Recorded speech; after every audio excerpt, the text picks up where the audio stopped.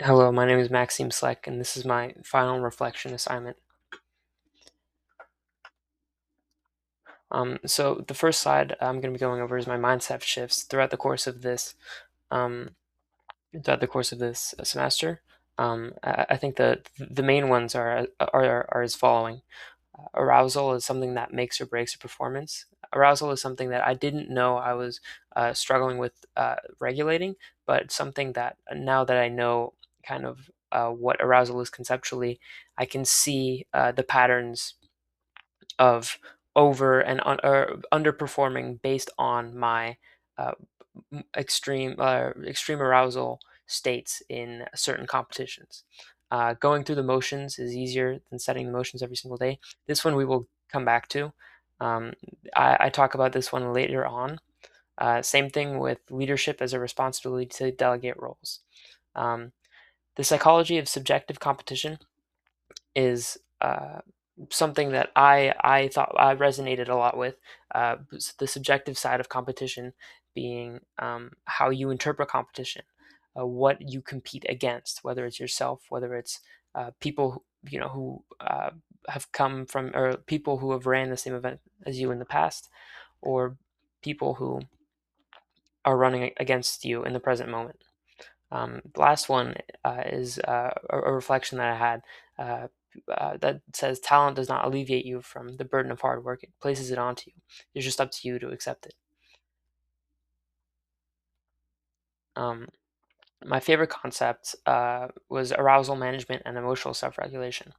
Box breathing was a big one. It was something that really helped me prepare for competitions this past season, and it's definitely something that I will continue to incorporate into my everyday efforts to maximize recovery as well as emotional self-regulation.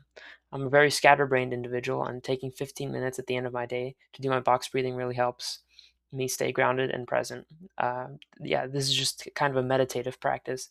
I found out about this emotional regulation technique towards the second half of the semester, but I'm confident that it has had the most impact out of any other self-regulation strategy that I've tried in the past. Core coaching values. Good leadership in athletics means someone who reminds his team how badly they want something. A team is a group of people who work uh, together towards a common goal, and the leader cannot make their peers want something.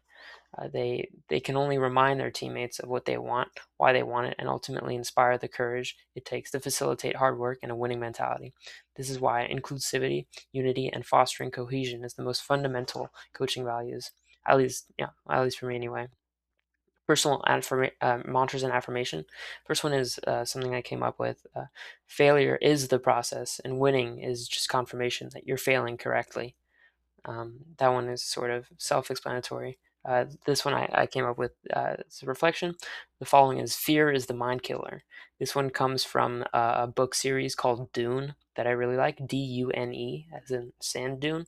Uh, it's a science fiction novel, and basically after they I'm not going to explain the whole plot, but um, the a lot of themes in Dune are about the perseverance of the human spirit and uh, technology as a tool to maximize uh, human potential.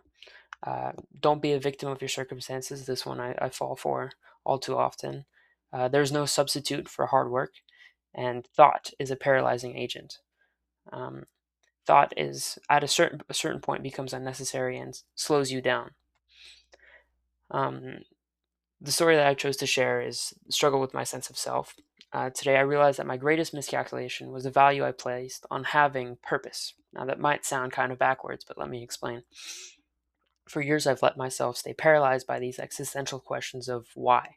However, my greatest miscalculation was how much value I depended the answer to have. The meaning of life is not going to fall into my lap for me to then start living my life. The answer to all my questions will come to me when I stop looking for them and I start walking down my path.